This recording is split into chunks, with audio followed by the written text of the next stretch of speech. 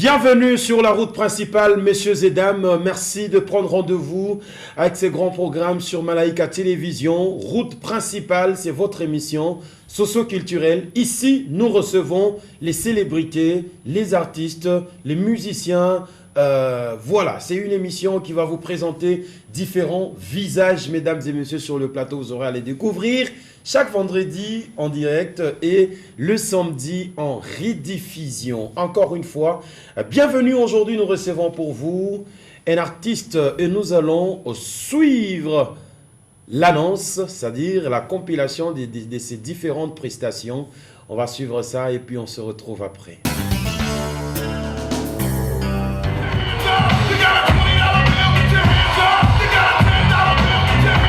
Merci. Mesdames, Messieurs, bonsoir. Bonsoir. Applaudissez très très fort pour vous ce soir. Waouh. On est très très content que vous soyez là et je voudrais qu'on fasse comme à l'église, que tout un chacun dise à son voisin, bonsoir voisin. Faites comme à l'église, bonsoir voisin. Est-ce que tu vas rire ce soir? Est-ce que tu as l'encheco ce soir? Alors je vais vous demander tous ensemble de rire plus fort. On rit? Ah oui. Ça c'est un travail, c'est un exercice compliqué. Dieu va lever mon amabolé. Mon tour amabolé, vous checkez à quoi il est toujours compliqué. Mais voilà, les gens qui disent on appelle ça un rire modéré quoi. Hein? Voilà. Nilikuya ninaikala kwangu Kingakati, j'ai passé le dimanche. Lakini quand on m'a dit que banduku yako banapenda kukuona, je me suis dit, eh ben, je ne peux pas perdre ne fût-ce qu'une minute kuya kuwasalimia na pasha kurudia. Nazania wakongomani wanakuya les spécialistes mkutupatia majina. Mimi balinipatia Sisabidimbu, wananipatia Sikata. Najua ba gouverneur nabo pia wanakuwa na majina. Naona na leo Katanga ya le gouverneur wa ndani. Kwenye kulala kuna kuya namuita papa solution. Eh ben, je pense qu'ils vont aussi trouver un nom pour vous, monsieur le Premier ministre.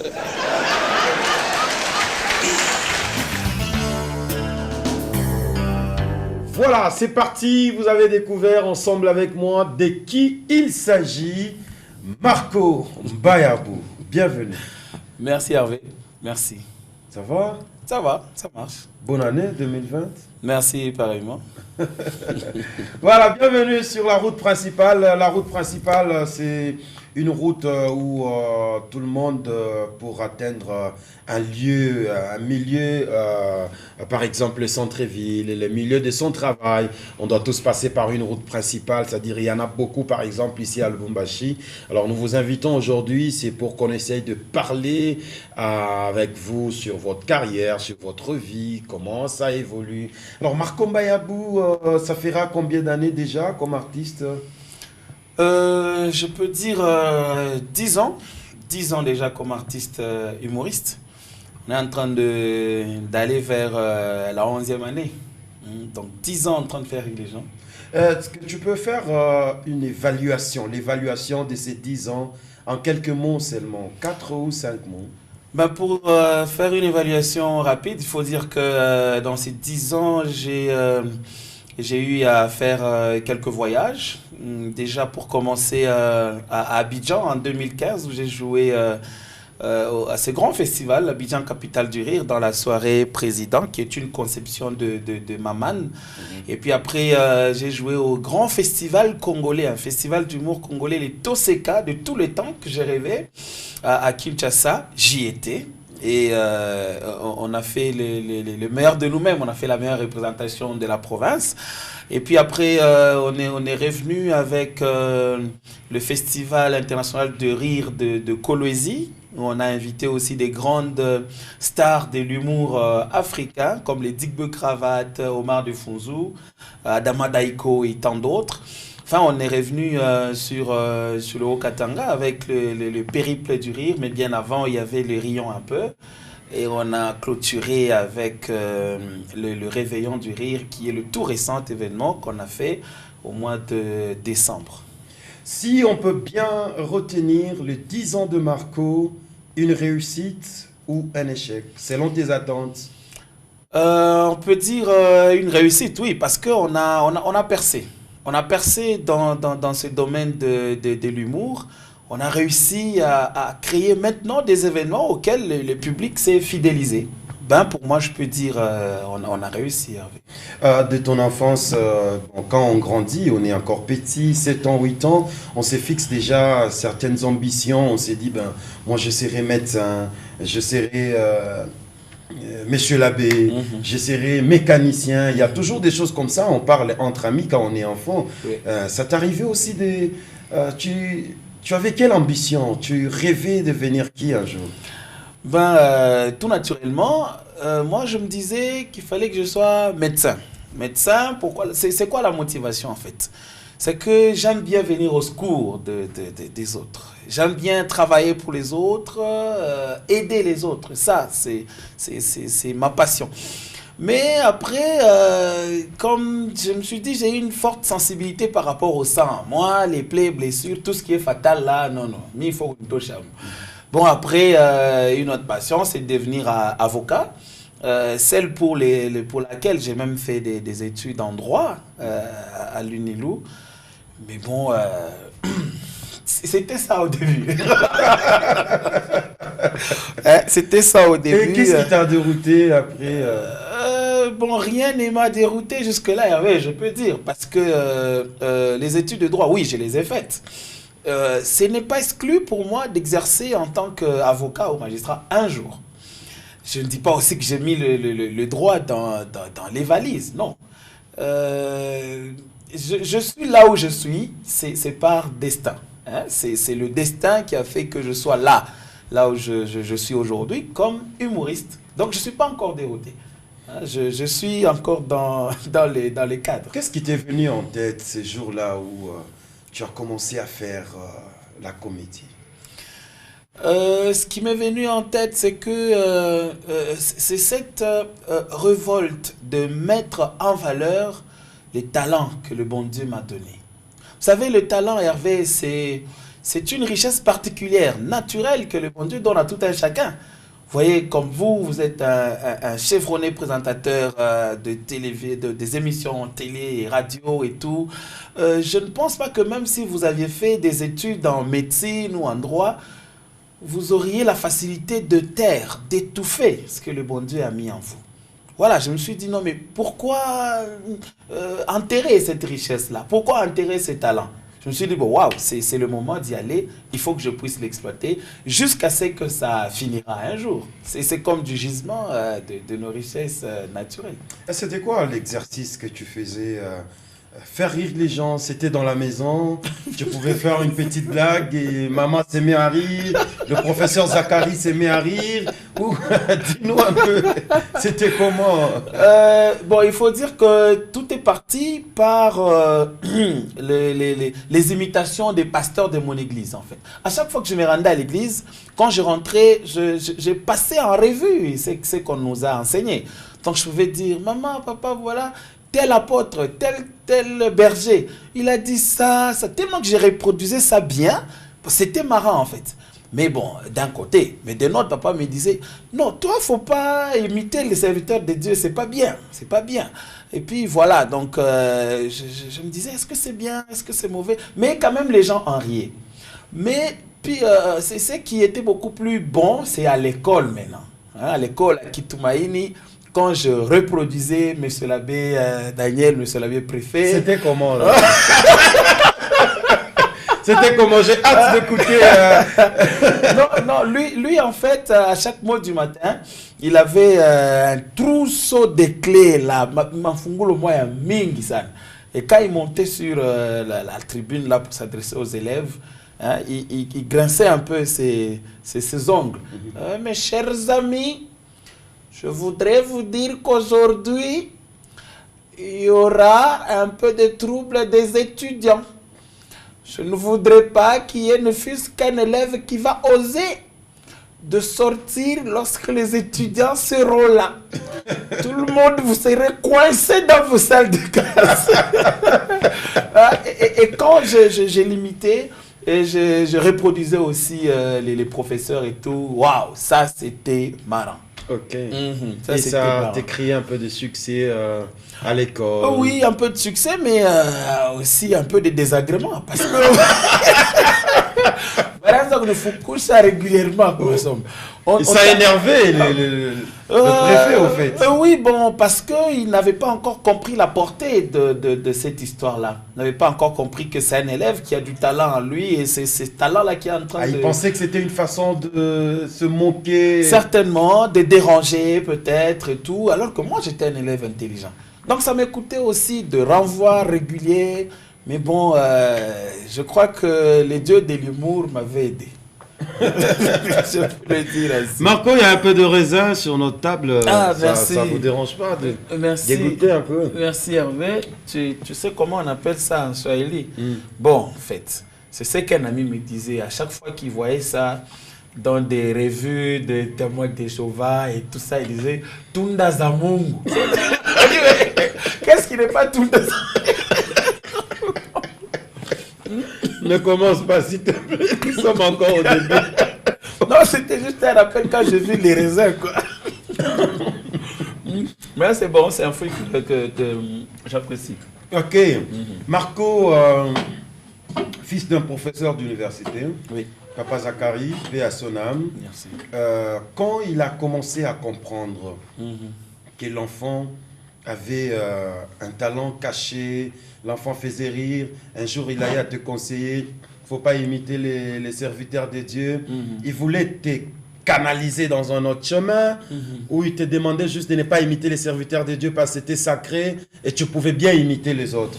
C'était très tôt, vraiment très tôt, pour qu'il sache où est-ce que je pouvais aller avec cette histoire. Je pense que son refus ou ses interdictions à ce moment-là, c'était justement pour m'empêcher d'imiter les serviteurs de Dieu. Vous savez, c'était au moment où j'étais encore à l'école des dimanches. C'est, vous voyez, l'âge et par rapport à ce que j'étais en train de faire, il fallait justement m'inculquer ces refus-là, cette interdiction-là, par rapport à ça, pour me dire, non, écoute, c'est pas bon d'imiter les serviteurs de Dieu, c'est un péché. Donc, il voulait vraiment se limiter à ça, ne voyant pas aussi là où je pouvais aller avec ces talents-là. Marco, parle-nous un peu de tes débuts sur le plan professionnel. Là, tu les faisais, c'était à la maison, tu les faisais à l'école. Maintenant, Marco Pro, humoriste professionnel. Oui. Hervé, il faut dire que tout est parti des années 2005-2006. C'était justement après le décès de papa. Et c'est quand j'ai fait mes premiers pas à l'université. Bon, là, comme je l'ai dit, à l'école, à Kitumaini, j'imitais le préfet et les professeurs. Alors, quand je suis allé à l'université, j'ai ciblé un personnage politique quelconque que j'ai commencé à imiter. Bon, comme son aura était un peu beaucoup plus grand et tout, quand j'ai l'imité, il y a beaucoup de gens qui appréciaient, il y a beaucoup de gens qui m'entouraient.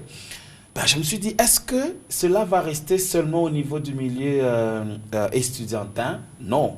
Je me suis dit, bon, il faudra que je puisse aller aux médias. Et j'ai été reçu pour la première fois à la radio dans l'émission Blague et musique, animée voilà, par l'honorable Vital Souzou. Et la suite a été bonne. On a eu des bons échos. Les gens ont appelé, non, Vital, ah, ce garçon-là, il est fort. En tout cas, il faut l'encadrer et tout ça. Bon, Vital a compris qu'il fallait maintenant quitter la radio pour la télé. Et quand on est allé à la télé, c'est là que les gens ont découvert qui était Marco. Hein. Voilà, on a élargi. Hein. Vous savez, avec le pouvoir du média, on a élargi le champ. C'est maintenant tout le monde qui dit, ah, les gars sont là qui imitent Moïse, hein, les gars sont là qui imitent ceci. Ben, c'est parti comme ça. Je me suis dit, mais est-ce qu'il faudra seulement se limiter à imiter Moïse et tout? Non, le don est là, le talent est là. Il faudra élargir ça. J'ai commencé à chercher d'autres personnages. J'ai commencé à imiter Kabila, les Tshisekedi et tous ces gens. je me suis dit, bon, est-ce qu'il faudra se limiter à reproduire les discours de ces gens ou il faudra créer des scénarios? Ben, je me suis dit qu'en tant qu'artiste, il fallait créer maintenant des scénarios pour mettre ces gens-là autour de ça. Ben, c'est parti comme ça. J'ai créé l'histoire du match avec les politiciens. J'ai créé l'histoire des salles de classe avec les politiciens. Mais avec Vital Sunzu, on s'est arrêté à un moment. Et quelques temps après, j'ai repris encore avec la télé. C'était avec Alain Saint-Pierre, je crois. Ah, il faut le dire que c'est cette tranche-là où on passait m'a donné assez de succès. Pourquoi? Parce que en dehors d'imiter les politiciens, j'ai exploité le procès du siècle là qui a vécu à Lubumbashi avec Ali et tout. Les autres. Moi-même j'en ris parce que ça me rappelle beaucoup de choses. Ouais. Ça me rappelle beaucoup de choses. Et il faudra le dire, Hervé, que quand j'ai exploité cette réalité-là, quand j'ai exploité ce procès-là, waouh, Lubumbashi m'a accepté. J'ai eu un grand succès et j'ai eu beaucoup de sollicitations, j'ai eu beaucoup de marchés. Et donc le goût maintenant de professionnaliser ce que je faisais m'est venu. Je me dis, bon, de ça on va vivre, de ça on peut se faire un nom, de ça on peut faire beaucoup de choses dans la vie. Et c'est par là que j'ai pris le goût. Et quelques temps après, je me suis dit, mais est-ce qu'il faudra se limiter seulement à aller faire rire les gens dans les mariages, dans les fêtes ou à divers événements? La réponse était non. Pourquoi? Parce que en tant qu'un humoriste professionnel, il faudra créer des rendez-vous d'humour. Là où les gens vont quitter de chez eux pour venir dans des salles de spectacle. Ah, mais vous savez, Hervé, c'est pas facile aussi de faire de telles choses. Mais comme c'était un engagement que j'avais pris, je me suis lancé à l'eau. On a commencé à organiser des petits événements gauche-droite jusqu'à ce qu'on est arrivé où on est.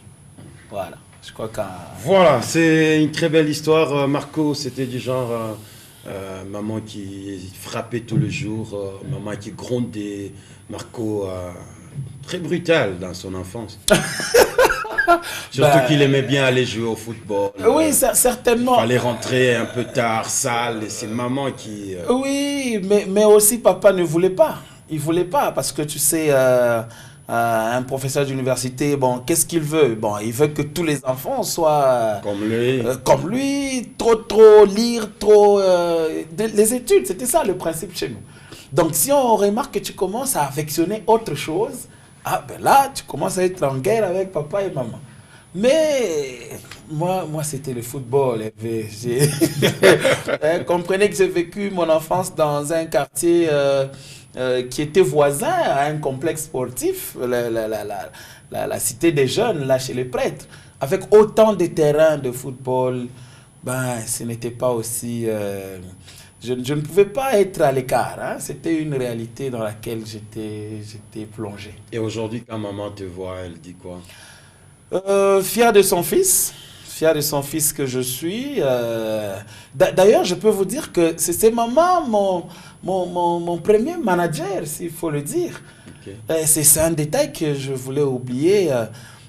Si je suis arrivé à passer à la radio, c'est parce qu'un jour, maman, en se promenant, allait voir son ami, a rencontré Vital Sunzu. Il dit, mais écoute, Vital, nous avons tout le temps autorité, Moïse bien san. Hein, Vital, c'est par là que Vital va prendre mon numéro. Maman, on n'est pas de numéro. Maman lui a donné mon numéro et Vital m'a appelé. Allô? Nani? Marco, ça va?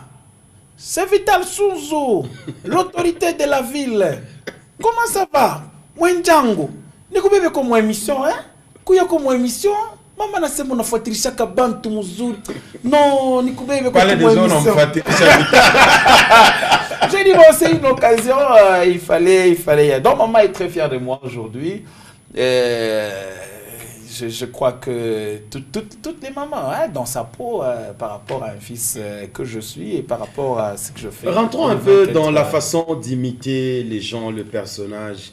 C'est un exercice qui te prend 2 jours. tu prends beaucoup de temps à suivre la personne, ou du coup, comme sur le plateau, là, je peux te demander d'interpréter quelqu'un et tu l'as fait. Non, Hervé, c'est un grand travail. C'est un grand travail. Pour imiter quelqu'un, il ne suffit pas seulement de capter son timbre vocal, sa façon de parler, mais même la gestuelle entre dedans. Il y a tout qui entre dedans. Donc, il faudra une observation minutieuse. Il faudra vraiment bien suivre la personne.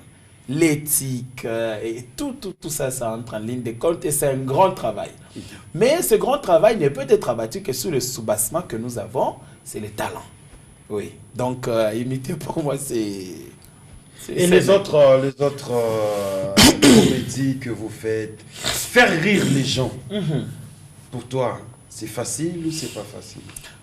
On peut le devenir ou on est avec? On est avec, mais on peut l'améliorer. Le devenir, je pense que c'est un peu difficile. Par exemple, aujourd'hui, je me dis, ben voilà, bien journaliste, un ami comédien. Pour ma somo, mon anzo fundisha, je le deviens aussi. Non, au départ, il faut naître humoriste. Il faut avoir les souches à vous comédien. Il faut vraiment avoir ça. Parce que non, c'est dans le sang. Tout ce qui vient comme atelier, formation, non, ça ne vient que améliorer la qualité du travail. Mais d'abord, il faudra les bases. Il faudra aux haricots les talents. Si c'est un talent, le talent, on ne l'apprend pas. Le talent, on ne le prend pas de quelqu'un. Mais on est avec. C'est vraiment ça la base. Ok. Autre question qui nous préoccupe, c'est que Marco est en train de s'ouvrir le monde. On a vu Marco, tu venais même de le souligner, en Côte d'Ivoire, au Parlement du Rire. Marco a des contacts avec des comédiens gabonais. On sent que tu t'ouvres le monde de cette façon. Mais Marco, sur les productions, les disques, les comédies sur YouTube, les comédies sur les réseaux sociaux, Marco n'est pas trop visible sur le média. Qu'est-ce qu'il y a? Une belle question, Hervé. Ce qui est vrai que on n'a pas encore disponibilisé assez de nos images, assez de nos productions sur les réseaux sociaux. Déjà, je vais présenter mes excuses à tous nos fans qui nous en demandent tous les jours, qui réclament tous les jours. Je profite de la route principale pour dire que nous allons lancer notre chaîne YouTube pour bientôt, avant la fin du mois de janvier, du mois que nous avons. Et donc, vous aurez toutes nos réalisations. Et même il y a Zamani, tout ce qu'on a eu à faire vraiment dans le temps, nous allons vous les disponibiliser de manière très propre. Pourquoi on ne fait pas des disques écoutez, Hervé, je ne sais pas si je vais bien répondre. Les gens ont besoin de te consommer. Dans les fins fonds, il y a des gens qui sont partout. Il y a une blague qui a fait beaucoup de succès quand tu as imité les politiciens qui étaient dans un avion, ainsi de suite. Oui. Mais dès lors, on ne sent pas. Je suis chez moi, je dois suivre comment, Marco. Exactement. Donc, je pense que nous allons rester carrément sur un partage sur les réseaux sociaux. Les disques, on trouve qu'on n'en a vraiment pas un grand gain dans ça. Déjà qu'il y a cette piraterie et tout, mieux vaut qu'on nous consomme carrément même sur YouTube, sur autres formes de réseaux sociaux. Mais dans les disques, on ne veut pas y mettre assez d'énergie, assez de moyens, parce qu'on va pas gagner, on va pas gagner quelque chose. Donc on s'est dit, côté disque, on arrête. Mais par rapport à nos images, par rapport à notre visibilité sur les réseaux sociaux, ça, c'est la promesse que je donne. D'ici la fin du mois de janvier, tout sera disponible. Est-ce que Marco a un modèle? Tu as pris qui comme modèle? Au pays ou en Afrique ou dans le monde? Partout. Dans le monde, en Afrique, au pays. Ah, okay. En province. Non, mais quand tu reviens en province, là, tu cherches des problèmes. Non, mais partout, tu ne peux pas aller au-delà. On commence par la province. Certainement. Comme modèle, je peux dire, Maman m'inspire beaucoup. En province d'abord. Nous sommes dans le Haut-Katanga. En province, bon... je sais pas, peut-être je peux me les accourir mon kilo. Si tu veux qu'on appelle ça pas, qu'on appelle pas modèle, mais quelqu'un qui t'a donné le goût de persévérer, de tenir fort. Parce que deux fois, les gens pensent que Kajabou comédien, Boubomba, Fouboulébé, on a fait pas. Comédien. On est d'accord à Bibi. Bon, on a un comédien. Tu vois l'image que ça donne. Qui t'a donné le goût de persévérer? Ah, mais heureusement, la reformulation de la question me donne... Je t'ai parlé. Ça me donne une possibilité de réponse. Non, j'ai vu que vous sentez, c'est une réalité, on doit quand même se le dire. Certainement. La plupart de fois, quand nous posons ce genre de questions, vous pensez peut-être qu'on veut vous mettre dans la polémique et vous avez du mal à vous accepter. Vous êtes un peu grossier, n'est-ce pas? Ben, c'est lui qui m'a donné... Dire peut-être que, bon, Seba, c'est mon modèle, c'est difficile pour toi. Non, c'est pas difficile, mais vous savez, quand on parle de modèle, il ne faudrait pas que ça ne coïncide pas maintenant à ton style. Voilà. Voilà, il ne faudrait pas que ça ne coïncide pas à ton style. Sinon, on va dire, toi tu dis que l'autre là c'est ton modèle, mais toi tu fais différemment. Et comme le public a toujours été genre polémiqueur. D'ailleurs, on a pita. Vous voyez, donc non, il a perfectionné, mais hier, quoi, modèle, bon, peut-être dans ce sens-là. C'est bateau, tu redis par rapport. Nous, on comprend. Modèle, on est à côté à modèle, Mintalanda, mais c'est lui qui m'a donné le goût de persévérer. C'est Vital Sounzou, parce que, disons-le clairement, Vital a habillé l'humour dans la province. Pourquoi? Parce que c'est l'un des rares humoristes à prester bien habillé, cravate, un coach, à chakage. Et même par rapport aux factures. Zaman, on te dit, tout ça. Non, mais tout ça, c'était dans l'optique à Koshimi chakage. Dire que faire rire, c'est un grand travail. Faire rire, ça a un prix, ça a une facture. Combien tu as retour à $10 moins par... Non. Vital a dépassé les niveaux. Et il m'a inspiré personnellement que, ben écoute, Marco, il faut courir chimie ça au mouillé. Hervé, attends. Zamani Marco Baranzo Kuito, qui vous paye 50, 100, on san. Mais Léo Marco, il s'appelle millier. Non, Aïna Bey, Aïna tout Bey. Non, Aïna Bey Hervé, ni quoi chimie à tout cas. Non, on a qualité, il y a ma service et tout, il raffiné. Nous donnons des services qui sont très raffinés et vous sentez que c'est de l'humour propre. On est en train de travailler, on a des séances de répétition, on a beaucoup de choses qui entrent en ligne de compte. Dû à présenter ma service et tout. Alors du coup, il faudra bien facturer ça quand même. Parce que après ça, il ne faudrait pas qu'on te voie, toi qui venais de faire rire les gens, pantalon moi à Ivy, chemise moi à Ivy. Donc il faudra quand même que ma binte moi qui doivent entrer en ligne de compte soient respectés. Voilà, très bien Marco Mbayabou, nous poursuivons mesdames et messieurs. Dans cette émission, nous avons aussi le temps de vous donner quelques actualités musicales.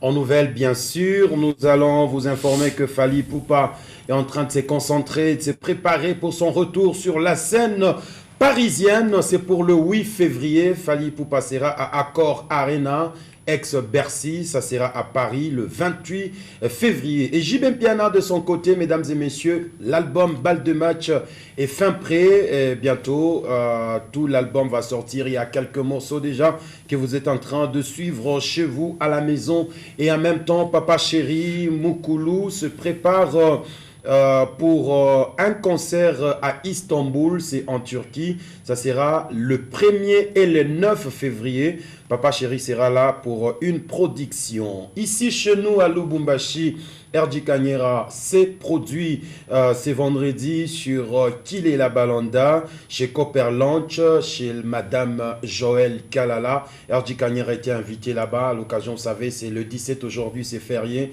Alors, il était là pour agrémenter cette journée. On revient sur le plateau avec notre invité. Marco Mbayabou se reproche de quoi? Je peux dire que... Sur la vie professionnelle d'abord. Sur la vie professionnelle, reproche par rapport à moi. Vous savez, d'abord, c'est difficile de se reprocher soi-même parce que ce qu'on fait de bon comme de mauvais, c'est les gens qui regardent, qui peuvent nous dire « Mais Marco, tu as toujours été comme ça, comme ça, comme ça, comme ça. » Mais les gens te disent quoi? Ben, Tes reproches de quoi? Bon, la plupart des gens... Bon, on aime bien ça, Michakwa Bay, comme tu as dit. Michakwa Bay, dans des marchés, dans des mariages et tout, quand on m'appelle pour prester, je fais moins de temps à Namakuta Mingi. Mais bon, je pense que c'est ici peut-être l'occasion d'expliquer comment est-ce qu'on conclut nos contrats, le timing, et certainement qu'on va éviter la question d'argent, parce que moi j'ai toujours dit, mes services, c'est moi qui les rends et c'est moi qui les facture. Donc il n'y a pas un tarif ou un barème moyen à ne pas dépasser. On est boss de nous-mêmes, on gère nos propres entreprises, donc il n'y a pas à se justifier, je pense. Il n'y a pas à se justifier. Marco se reproche quoi sur sa personne? Reproche sur ma personne, j'ai toujours été un peu renfermé.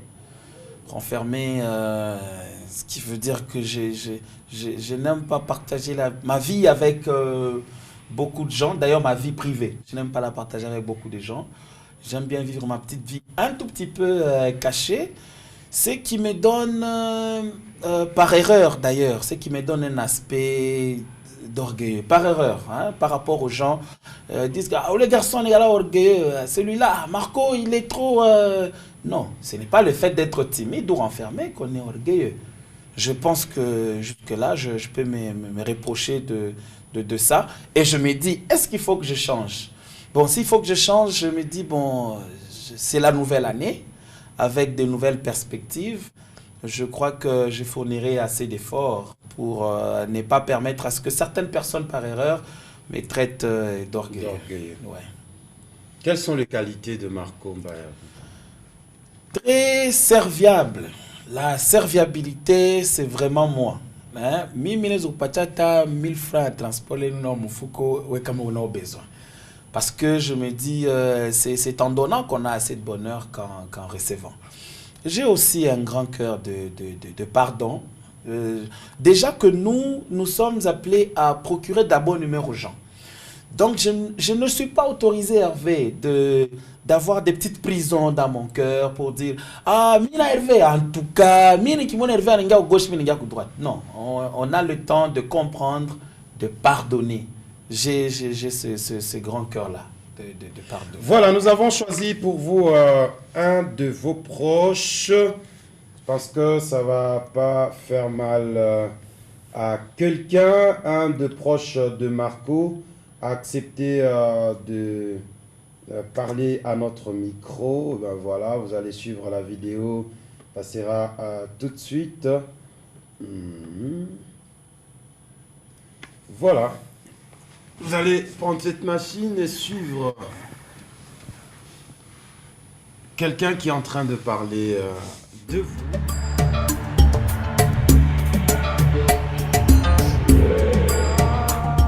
Avant de parler des égalités et ses défauts, je crois que je voudrais d'abord parler de nous deux. Parce que moi, je l'ai connu depuis le deuxième cycle d'orientation. À Kitumaini, on a été en deuxième 2. Donc, je me rappelle même du coin là, où on était ensemble. Mais moi, je l'ai connu comme étant collègue et tout ami. Curieusement, c'est à la télé qu'une fois je le verrai, en train de faire la comédie, et ça m'avait étonné. Parce que lui, il est fils du professeur de l'université, notre feu papa lui père son âme. Et souvent les enfants des professeurs sont toujours accros aux études. Et je ne pouvais jamais m'imaginer que Marco pouvait faire de la comédie un jour. Ça m'a un tout petit peu tiqué. Et bon, curieusement, il fait bien, il fait bon vent, il construit sa vie comme ça. Parce que j'ai découvert beaucoup de qualités en lui, et il est professionnel, il a réussi à faire son chemin. En tout cas, ses prestations sur la scène, ses prestations scéniques sont inexplicables. Moi, présentement, je connais Marco, on peut s'amuser, on peut rire, mais quand il monte sur le podium, il change de face et je ne les reconnais pas. C'est comme ça que je ne sais pas décrire, en tout cas, ses capacités sur le podium. Il est tellement professionnel qu'il change de face, qu'il change d'attitude et subitement, il devient quelqu'un d'autre que moi, je ne reconnais pas. Ah non, ses qualités, je crois qu'il a une seule qualité, d'abord, pour dire, et peut-être en général, c'est que Marco, il a de la personnalité. Il a de la personnalité, mais même quand on faisait venir des artistes comédiens d'ailleurs d'Afrique et tout, quand j'assiste à un atelier où Marco dirige, il y a des grands rock-bodo, Saï, Digbe, les Go, Mais c'est Marco qui dirige parce que c'est lui qui les a fait venir. Et quand il fait ça, quand il parle, quand il monte la télé, vous sentez la personnalité. Donc il ne craint pas, il ne panique pas, il est là, il est lui. Et puis il prend de la personnalité, il prend de la... qu'est-ce que je peux dire? Du charisme en fait. C'est ça sa qualité. Vous êtes déjà on s'est déjà disputé maintes fois. Je me rappelle une fois, on s'était disputé alors que moi je n'avais pas de véhicule, j'étais à bord de son véhicule. J'étais en train de descendre, le cours de route c'était une certaine ligne. Bon, de suite, on se dispute régulièrement, mais sur des histoires banales. Des discussions banales. Mais souvent qui est critique. Bon, moi je crois que j'ai aussi beaucoup de défauts. J'ai aussi beaucoup de défauts. Je crois que je ne dirais pas que c'est toujours moi qui ai des défauts lorsqu'on se dispute, mais également lui. Mais lui, il n'est pas trop colérique. Mais si vous me permettez, il est genre introverti. Il est introverti. En fait, des fois, il fait des choses, il surprend. Donc, tu te dis, bon, il va m'appeler, on va faire ça. Et il est calme, il fait un truc. Et tu te rends compte. Il est imprévisible. Mais je crois que ça, c'est un défaut qu'il doit gérer. Il doit peut-être chercher à abattre. Mais au-delà de ça, c'est un type très bien. Il aime trop les gens, il aime partager. Marco, il aime l'amitié. Il aime être entouré des gens. Il aime toujours ça. Il peut te déranger pour que vous vous voyez, pour que vous partagez, pour que vous preniez beaucoup de temps. Et puis Marco, il aime aider. Il aime rendre service. C'est parmi ses qualités. Mais parlez-nous d'abord de vos moments de fou rire.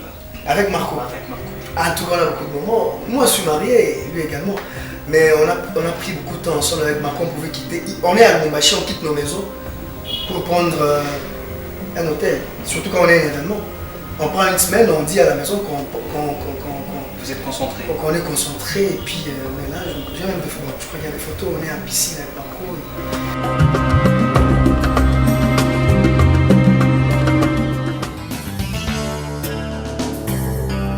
Vous reconnaissez très bien ces visages. Ouais. Il a raison, n'est-ce pas? Ouais, il a raison, hein. Il a raison. Imprévisible, pourquoi? Je crois qu'il a spécifié. Hein, imprévisible beaucoup plus sur le plan professionnel. Vous savez, je ne suis pas imprévisible à 100%. Peut-être à 60 ou 70%. Pourquoi? Parce que, vous savez, je prends l'exemple des événements que nous organisons. Je suis le coordonnateur de tout cela. J'ai la chose dans l'âme, j'ai la chose dans le cœur. Et il y a aussi des gens avec qui nous travaillons, mes collaborateurs, mais qui n'ont pas la même dimension d'appréhension de la chose. Donc on peut être en train de concocter tous ensemble, devons faire ça. Mais moi je me rends compte qu'il faudra que j'ajoute une particularité qui viendra du fond de mon âme, afin que le tout soit parfait. Eh bien ça ne peut pas être communiqué à tout le monde. Ça, c'est une touche de finition hein, qui doit venir pour parfaire la chose. Et cette imprévisibilité n'est pas souvent négative. Elle est toujours positive. C'est pour réussir. Alors, quelqu'un a demandé à ce que vous puissiez imiter notre nouveau président. C'est Prince Tata qui est en train de nous suivre en ce moment depuis son domicile. Il a cherché que tu imites un peu le président Fachi. Non, mais vous savez, je crois que nous avons fait un grand pas dans les systèmes politiques congolais. Donc, nous avons de nouvelles perspectives pour reconstruire le pays. Donc, non, mais sincèrement, je veux dire que c'est un nouveau personnage qui est entré hein, dans mon album. Je suis en train de le travailler. C'est pas encore parfait, mais ça sera parfait bientôt. Qui d'autre que tu as eu à part les anciens visages ou personnages qu'on avait? Moi, je mon ayua, miye, jo wandani. Milisema, tunapasha. Non, mais élevé. Toi, quand tu rigoles, tu veux déconcentrer. Non, vas-y, excuse-moi. Vas-y, nous reste quelques minutes, vas-y. Il est mambo, milisema. Hakuna muntu eko yulu ya leta. Leta jo wa nguvu. Ukikuye polisi. Kikuye civil. Kama tunakubamba mambo ya banditisme hatutakurumia. Qu'est-ce qu'il a toujours à se tenir les pommes de main? Mais on a remarqué quand même, il est devenu un peu très proche de toi. Il a les portes ouvertes pour toi ou c'est pour tous les artistes? Vous connaissez avant, il soutient, il patronne les événements. Ouais, c'est quand même quelque chose à encourager. Ouais, certainement. Certainement, c'est ici pour moi l'occasion de dire un grand merci à notre gouverneur Jacques Yaboula Katwe pour son soutien, hein, son accompagnement. Également le vice-gouverneur Jean-Claude Canfoy. C'est des autorités qui ne cessent toujours pas de nous accompagner, de nous soutenir. Parce que tout ce qui se fait en province, dans le cadre culturel, c'est pour la gloire de la province. Et cette gloire va directement à nos deux chefs, au gouverneur et au vice-gouverneur. Donc c'est un gouverneur qui est trop proche des gens, hein, pas seulement des artistes. Il est très ouvert, il a une oreille attentive. Mais les artistes disent que toi tu es vraiment le bienvenu, puisque eux alors... Je ne veux pas connaître vos affinités, mais ça crée un peu de jalousie chez les autres. Que moi je suis trop, comment? Je n'ai pas entendu. Proche, la porte t'est ouverte. Moi je crois que la porte du gouverneur est ouverte pour tout le monde.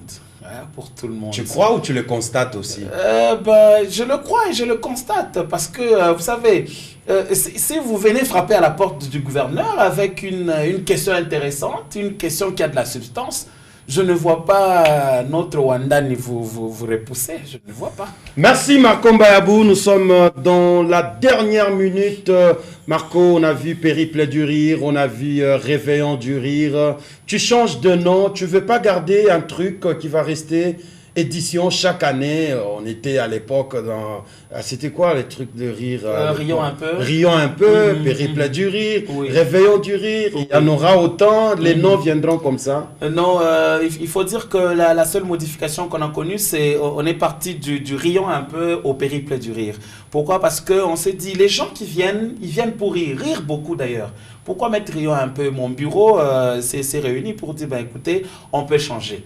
Et quand on est parti du Rions un peu pour le Périple du Rire, c'est pour dire que quand on commence le Périple du Rire, qui est un événement à caractère international. C'est-à-dire que nous n'irons pas seulement à Lubumbashi, mais on peut faire Likasi, on peut faire Kipushi, on peut faire Kasumbalisa. C'est le Périple du Rire. Okay. Quand le gouverneur finance, ce n'est pas pour seulement une portion de la population, mais c'est pour tous les Haut-Katangais. C'est dans ce souci-là. Alors, c'est le Périple du Rire qui donne naissance au Réveillon du Rire. Donc, le Réveillon du Rire, c'est un sous-événement qui entre dans le programme. Le Périple du Rire. Marco Mbayabou, diacre à l'église. Non, pas diacre, encore frère, mais frère chargé, interprète, traducteur. Tu es devant en train d'interpréter? Oui. C'est quelle image que tu donnes? Un comédien devant interprète. Trouvez pas que c'est pour distraire les gens? C'est pas vrai. Et c'est même pas là que nous allons finir. C'est quoi l'image que les gens se font de toi? Non, je pense qu'au début, il y avait aussi cette confusion-là, au début. Mais les gens ont compris que Marco rêvait de plusieurs peaux. Je suis interprète à l'église dans la peau des serviteurs de Dieu. Et là, le bon Dieu même m'aide moi-même à vraiment rester dans cette peau-là. Le bon Dieu aide aussi les fidèles qui me regardent à ne pas avoir l'idée de mes humours. Merci. Merci beaucoup Marco Mbayabou. Merci. On doit s'attendre à de bonnes choses pour l'an 2020. Certainement, le Périple du Rire va arriver au mois de juin. On va jouer à Likasi, Kipushi, on terminera par Lubumbashi. Et sans oublier notre rendez-vous dernier, ça sera le Réveillon du Rire en décembre. Non, voilà, en décembre. Voilà, mesdames et messieurs, c'est un grand plaisir pour nous de vous retrouver. Nous signalons que L'émission Route Principale est en rediffusion chaque samedi. Alors, prenez donc rendez-vous chaque vendredi en direct et les samedis en rediffusion. Merci beaucoup à Mike Makemangoy qui nous a suivis chez lui à la maison. Merci à l'honorable Yannick Lumbu et à Sami Mbumba Emeraude. Merci à la grande équipe, ingénieur Alex Loubouébois, les réalisateurs de cette émission. Mesdames et messieurs, ils nous accompagnent. Merci. Derrière les caméras, Martins Kabea et Franck était à la régie finale. Merci à l'équipe Route Principale, bien dirigée par Peter Kitenge. Jusqu'à-là, restez fidèles à vos programmes. Au revoir.